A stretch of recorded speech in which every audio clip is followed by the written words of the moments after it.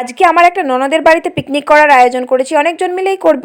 তো ননদের বাড়িতে এসে দেখি ননদ বটি নিয়ে তাড়া করেছে। আরে না না, বটি দিয়ে তো সবজি কাটতে হবে, দেখো কেউ আসেনি, আমি আবার একাই এসে গেছি আগে আগে। তো আমি বসে বসে সবজিগুলো সব কেটে নিলাম, তারপর আমার জায়েরা সব এলো, সবাই মিলে সবজিগুলো একসাথে কেটে কমপ্লিট করে নিলাম। তারপর আমার ছোট্ট সোনাকে নিয়ে এলাম, আর ছোট সোনা যা বদমাইশি করছিল, সব উল্টে পাল্টে ফেলে দিচ্ছিল। তারপর ওকে বাড়িতে দিয়ে এলাম। তারপর এই যে রান্না বান্নার দায়িত্ব আমাকে এখানেও দিয়ে দিয়েছে, বাড়িতেও রান্না এখানেও রান্না, পাচ্ছে আমার ভীষণ কান্না। তোমরা একটা লাইক আর কমেন্ট করে দিও, আমি কিছু জানি না। তো আজকে একটা স্পেশাল ডেও ছিল পিকনিকের সাথে সাথে।